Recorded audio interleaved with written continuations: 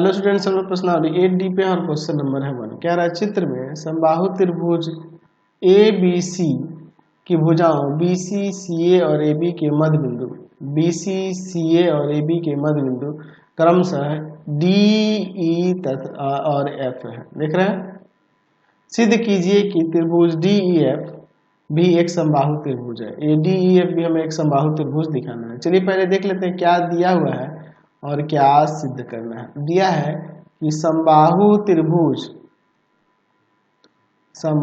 त्रिभुज ABC की भुजाओं BC, CA और AB के मध्य बिंदु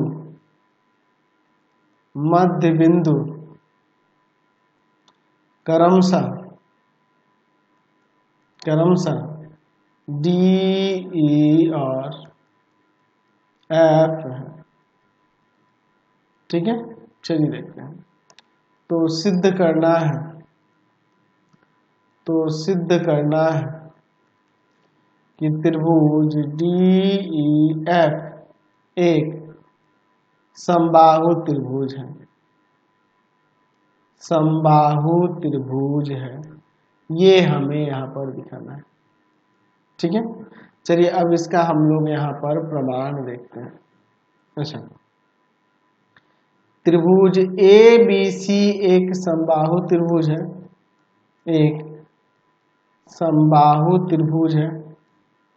तो समबाहु त्रिभुज की प्रत्येक भुजा बराबर होती है, यानी कि AB जो होगा बराबर होगा BC के और बराबर हो जाएगा AC के। इसे हम लोग समीकरण 1 मान लेते हैं। ठीक है, अब इसके बाद देखिए, चूंकि F तथा E क्रमशः AB तथा AC के मध्य बिंदु हैं,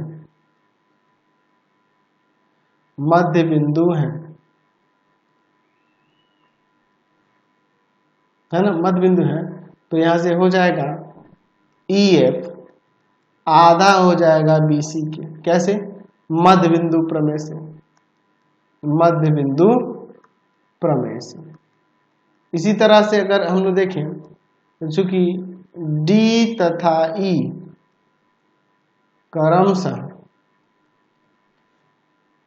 BC तथा CA के मध्य बिंदु हैं, तो यहां से ये आपका DE जो हो जाएगा, DE यह आधा हो जाएगा किसके? ये DE आधा हो जाएगा AB के। इसे समीकरण 2 ले लो, इसे समीकरण 3 लो। ठीक है, अब देखिए फिर इसी तरह से आगे। उसी तरह से अगर हम लोग लिखें इसमें कि यहाँ लिख सकते हैं कि चूंकि F तथा D क्रमशः AB तथा BC के मध्य बिंदु हैं,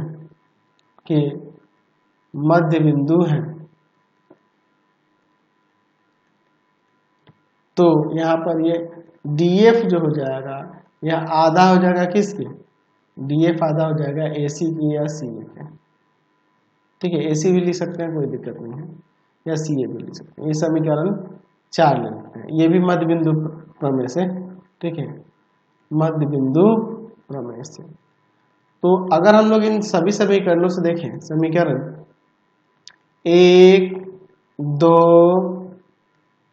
3 तथा 4 से,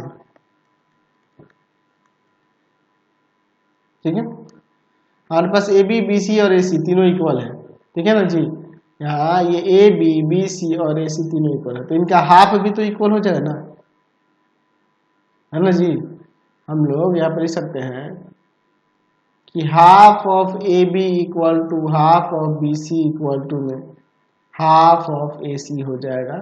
क्यों? क्योंकि हमारे पास AB, BC, AC इक्वल दिया है, ये तो हम जानते हैं। तो इस समीकरण 1, 2, 3 और 4 से यहाँ से क्या हो जाएगा, ये भी इक्वल हो जाएंगे, है ना। DE इक्वल हो जाएगा आपके हाफ ऑफ BC किसके, EF के इक्वल है, हाफ ऑफ AC किसके, DF के इक्वल है। तो जब ये तीनों साइड इक्वल हो गया है ना जी, तो लिख सकते हैं यहाँ पर, या नीचे लिख सकते हैं कि अतः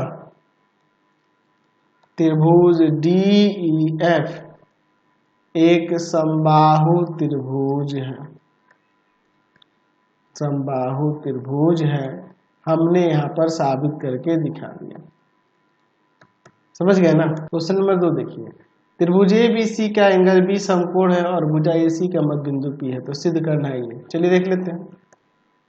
त्रिभुज ABC का एंगल B जो है ना समकोण ले लेते हैं, 90 डिग्री का है, ये A ले लेते हैं, यहाँ C ले लेते हैं, और AC का मध्य बिंदु P ले लेते हैं। तो हमें दिखाना है कि PB, देखिए PB कौन सा होगा जी, PB ये हो जाएगा, इक्वल है PA ये, और हाफ ऑफ है AC। चलिए, तो ये तो PA जो होगा हाफ ऑफ AC हो जाएगा, क्योंकि ये P AC का मध्य बिंदु है। हमें इसको इसके इक्वल दिखाना होगा पहले, है ना जी। चलिए देखते हैं। तो चलिए हम लोग पहले इसको लिख लेते हैं, क्या दिया है और क्या सिद्ध करना है। दिया है त्रिभुज ABC का एंगल B समकोण है और भुजा AC का मध्य बिंदु P है, ठीक है। तो सिद्ध करना है, क्या सिद्ध करना है कि यहाँ जो PB होगा बराबर होगा PA के और हाफ ऑफ AC हो जाएगा, समझे ना जी। इसके लिए ना हम लोग इसमें एक रचना कर लेते हैं।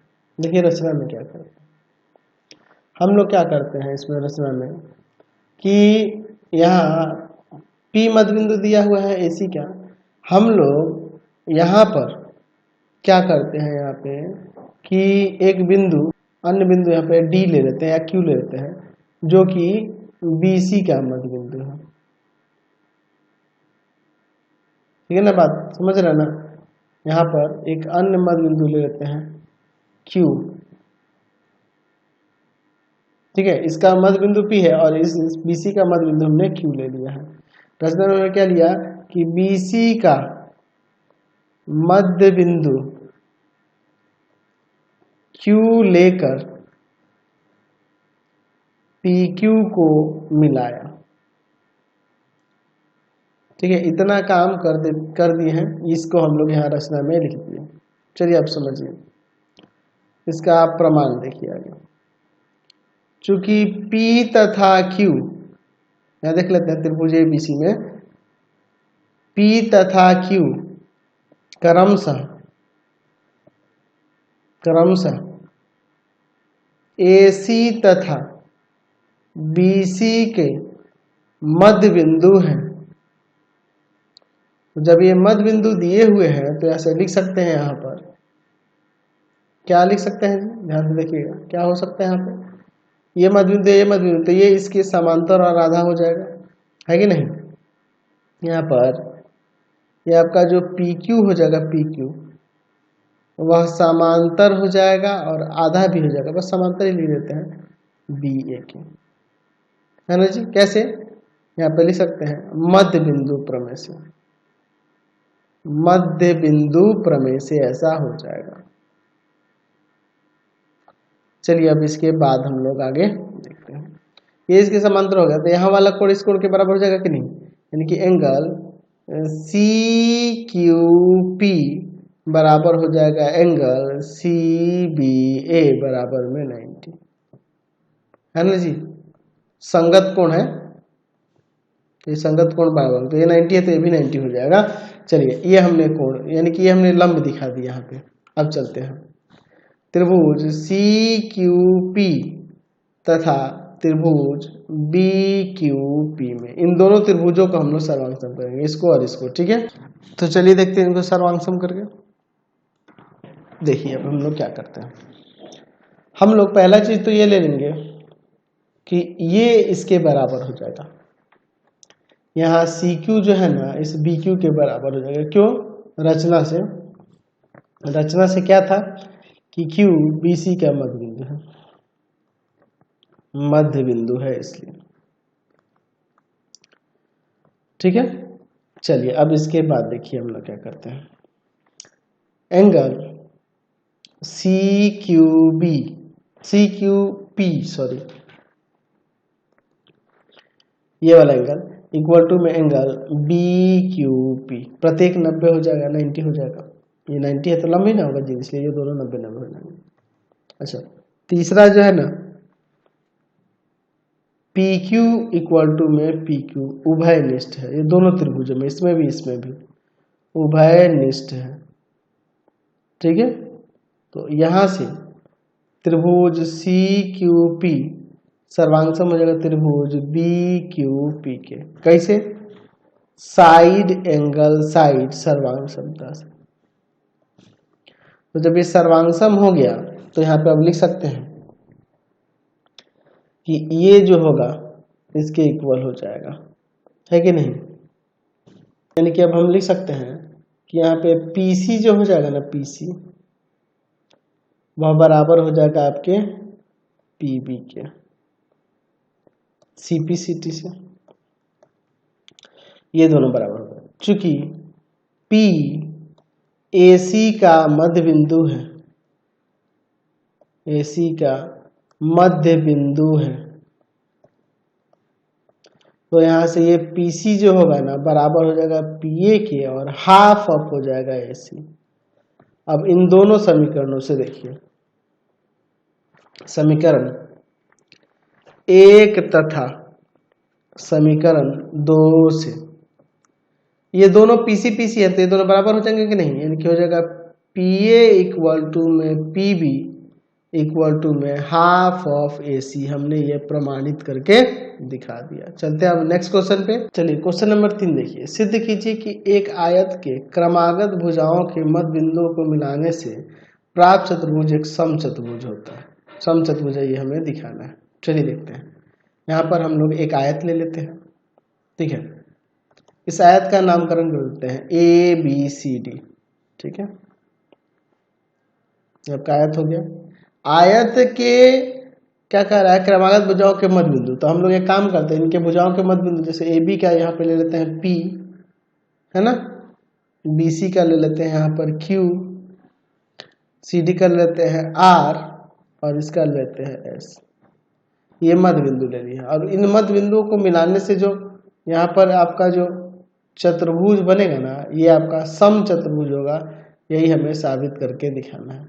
ये PQRS सम चतुर्भुज है, ये हमें दिखाना है। चलिए पहले क्या दिया है और क्या सिद्ध करना है लिख लेते हैं, ठीक है। एक काम करो, इसमें ऐसे इसके विकर्ण को भी मिला लो, ठीक है। ये इसको मिला लो, ऐसे जरूरत पड़ेगी इसको मिलाने की, इसलिए मैं पहले ही मिला देता हूँ। चलिए क्या दिया है और क्या सिद्ध करना है। दिया है हमारे पास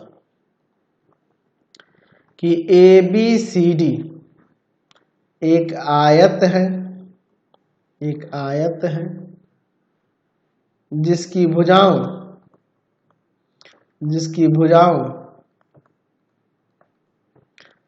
AB, BC, CD और DA के मध्य बिंदु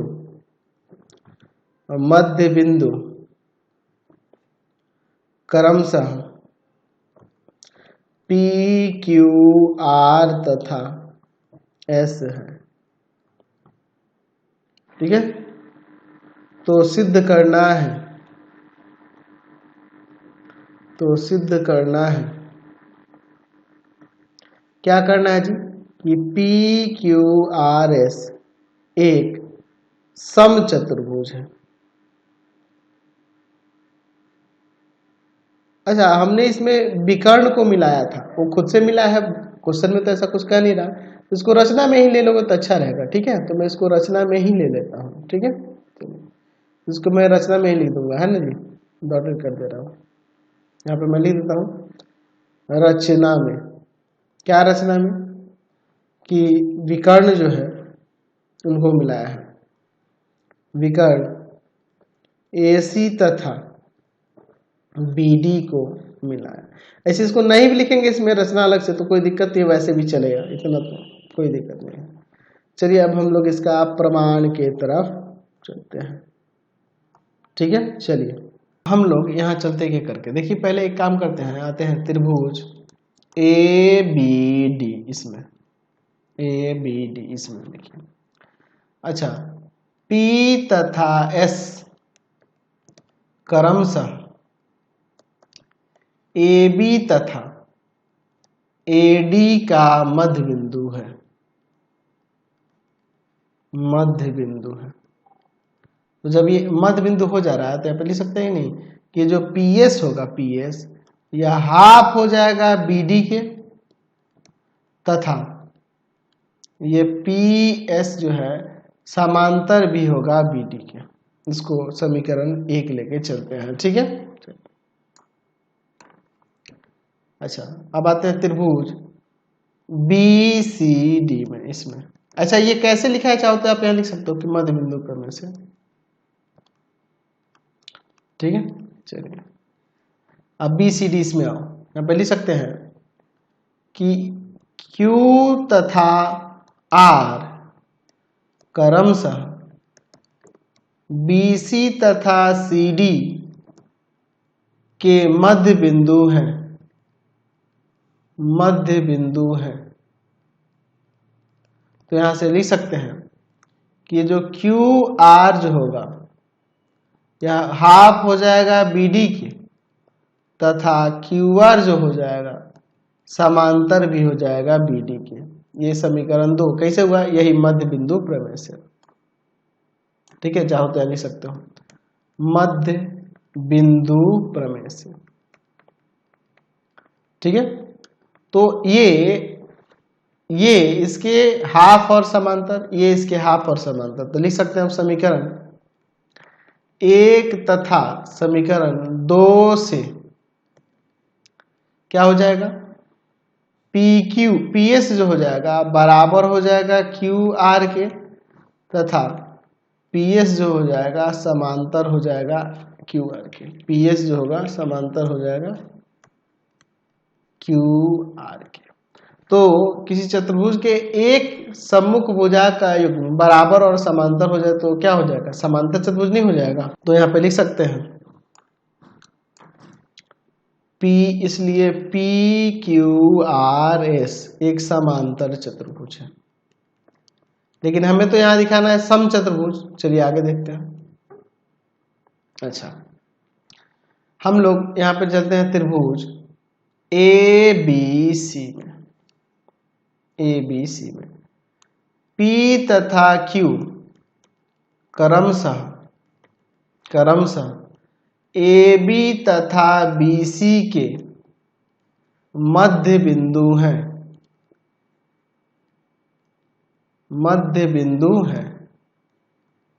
P तथा Q AB तथा AC के मध्य बिंदु है। तो यहाँ जो ये PQ हो जाएगा हाफ हो जाएगा कि नहीं AC के, मध्य बिंदु प्रमेय से। समांतर दिखाने की जरूरत नहीं, इतना सही हो जाएगा मध्य बिंदु प्रमेय से। अब इसके बाद देखिए, इसको समीकरण 3 ले लेते हैं। अच्छा, अब इसके बाद देखते हैं, हम लोग जानते हैं, लिख सकते हैं कि हम जानते हैं कि आयत के विकर्ण बराबर होते हैं, बराबर होते हैं। आयत के जब विकर्ण बराबर होते हैं तो यहां से देखो ना, विकर्ण AC बराबर में BD नहीं लिख सकते हैं। अब क्या करते हैं, 1/2 से गुणा करने पर 1/2 ऑफ AC और इधर 1/2 ऑफ BD। ठीक है, अच्छा AC का आधा हम लोग देख रहे हैं क्या है, PQ है, और BD का आधा, तो BD का आधा अगर आप चाहें तो BD का आधा हम लोग समीकरण 2 में लिए हैं कि QR है ना, BD का आधा QR है, तो QR ही ले लेते हैं, QR हो जाएगा। ये कैसे हुआ, समीकरण 2 तथा 3 से हमने यहाँ पे देखा है। तो ये पी क्यू आर एस एक ऐसा समांतर चतुर्भुज हो रहा है जिसकी आसन्न भुजा का एक युग्म बराबर है, पी क्यू क्यू आर के बराबर है ना। चूंकि पी क्यू आर एस एक समांतर चतुर्भुज है, समांतर चतुर्भुज है, और कैसा समांतर चतुर्भुज है, जिसके आसन्न भुजा का एक युग्म बराबर है, अतः पी क्यू आर एस एक समचतुर्भुज होगा, समचतुर्भुज होगा। हमने यहाँ पर ये साबित करके दिखा दिया, ये आपका प्रमाणित हो गया। क्लियर है, कोई दिक्कत नहीं है। चलिए नेक्स्ट देखते हैं 4 नंबर। सिद्ध कीजिए कि एक वर्ग के चारों भुजाओं के मध्य क्रमागत मध्य बिंदु को मिलाने पर प्राप्त चार सर्वांगसम त्रिभुज प्राप्त होते हैं। अच्छा चलिए देखिए, वर्ग हम लोग यहाँ पे पहले बना लेते हैं, ये आपका वर्ग हो जाएगा। इसका नाम ले लेते हैं यहाँ पर ए बी सी डी। अच्छा, इनके भुजाओं के मध्य बिंदु हम लोग ले लेते हैं पी क्यू आर और यहाँ पर एस। चलिए यहाँ पे जो आप देख लीजिए, इनको मिलाने से जो त्रिभुज बन रहे हैं, यहाँ पर 4 त्रिभुज बन रहे हैं ना जी। यहाँ पर देखिए 1 2 3 4, ये 4 त्रिभुज बन रहे हैं। ये चारों त्रिभुज क्या होंगे, सर्वांगसम होंगे एक दूसरे के, ये हमें साबित करके दिखाना है। चलिए पहले क्या दिया है ये लिख लेते हैं। दिया है ए बी सी डी एक वर्ग है जिसके भुजाओं के मध्य बिंदु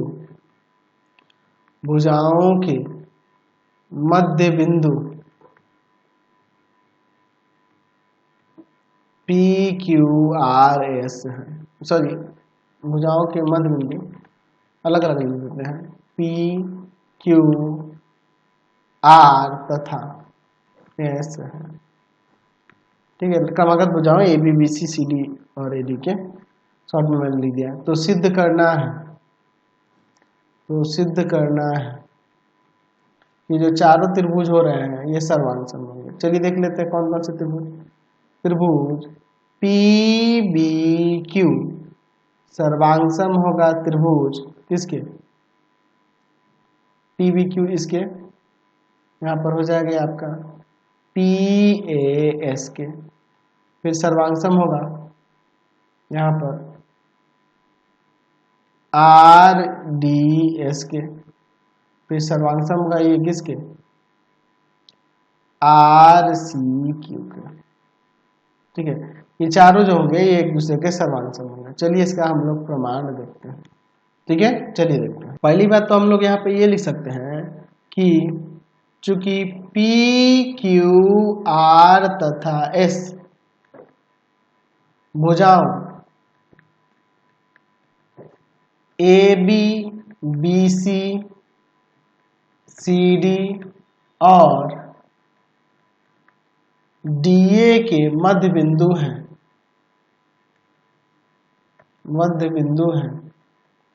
तो यहां से हो जाएगा AP इक्वल टू में BP इक्वल टू में half of AB, BQ equal to में CQ इक्वल टू में हाफ ऑफ BC। फिर उसी तरीके से आगे हम लोग बढ़ते हैं,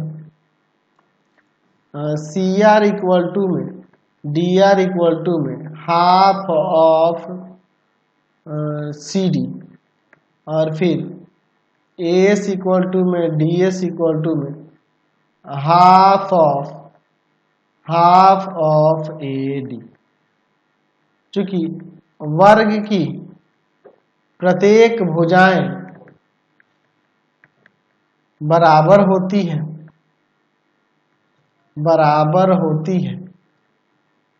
यानी कहने का मतलब कि AB बराबर BC बराबर में CD बराबर में AD, ये चारों भुजाएं बराबर होती है, इसलिए सभी प्रत्येक भाग बराबर हो जाएंगे। यानी अब यहाँ पे लिख सकते हैं, क्या लिख सकते हैं कि इसलिए AB बराबर BP बराबर CB BC BQ बराबर CQ बराबर CR बराबर DR बराबर में एस बराबर में डी एस, ये सभी भाग बराबर हो जाएंगे। तो सभी भाग बराबर हो जाएंगे। अब सर्वांग करना आसान हो गया। पहला लेते हैं हम लोग त्रिभुज PBQ तथा त्रिभुज PAS में, इन दोनों को लेते हैं। तो यहाँ देखो ना, पहला चीज हम लोग ऊपर यहाँ लिख सकते हैं कि ये जो AP होगा ना, AP और ABP बराबर हो जाएंगे। तो इस त्रिभुज का भाग पहले लिखेंगे, ठीक है। BP बराबर में AP हो जाएगा, BP AP के बराबर हो जाएगा। हम लोग ऊपर साबित कर चुके हैं, या फिर हम लोग लिख सकते हैं कि मध्य बिंदु है, यही काफी है ना जी। PAB का मध्य बिंदु है, PAB का मध्य बिंदु है, इसलिए ठीक है। अच्छा, दूसरा चीज देखिए यहाँ पर, एंगल B बराबर में एंगल A, ये एंगल के बराबर हो जाएगा, प्रत्येक 90 है ना, प्रत्येक 90 हो जाएगा। वर्ग के प्रत्येक कोण 90 होता है ना जी। चलिए और देखिए यहाँ पर, इसमें देखिए BQ जो होगा ना, ये BQ ये AS के बराबर हो जाएगा, बिल्कुल हो जाएगा, क्योंकि ऊपर यहाँ पे देख लो ये सभी बराबर है, साबित कर चुके हैं। तो यहां से ये त्रिभुज सर्वांग हो जाएगा कि नहीं, त्रिभुज PBQ सर्वांग हो जाएगा त्रिभुज PAS के। कैसे, यहाँ पर हो जाएगा आपका साइड एंगल साइड सर्वांग समता से, ठीक है। और हम लोग अब इसी प्रकार बाकियों को भी दिखा सकते हैं, डायरेक्ट में लिख देता हूं। इसी प्रकार त्रिभुज PAS जो होगा सर्वांग से बनेगा त्रिभुज RDS के, त्रिभुज RDS सर्वांग से बनेगा त्रिभुज RCQ के। इसलिए हम लिख सकते हैं कि त्रिभुज PBQ सर्वांग है त्रिभुज PAS सर्वांग है त्रिभुज RDS और सर्वांग है त्रिभुज RCQ के। ये हमने प्रमाणित करके दिखा दिया, समझ गया, कोई दिक्कत नहीं है। तो आज की क्लास में इतना ही रहने देते हैं, नेक्स्ट वीडियो में आगे देखेंगे। आपको हमारे 3 चैनलों को सब्सक्राइब करना होगा। पहला है पाथफाइंडर क्लासेस छपरा, दूसरा है आपके पास भारती भवन Ravikant sir,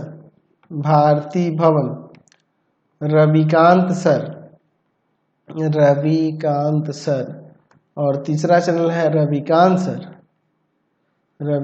sir RD Sharma solution. तीनों चैनल को सब्सक्राइब कर लेंगे। इससे रिलेटेड वीडियो के लिए सीधे डिस्क्रिप्शन में, इससे रिलेटेड नोट्स के लिए गूगल पे जाकर सर्च करेंगे www.ravikantsir.in, और यहाँ जाकर आप सभी क्लासेस के नोट्स, उनके PDF को डाउनलोड कर सकते हैं, पढ़ सकते हैं। इंस्टाग्राम और फेसबुक पे जाकर पाथफाइंडर क्लासेस छपरा को लाइक एंड फॉलो करना नहीं भूलेंगे। Thanks for watching the video. Comment करके जरूर बताएं कि हमारे चैनल्स के वीडियोज आप सभी को कैसे लगते हैं। Thanks for watching.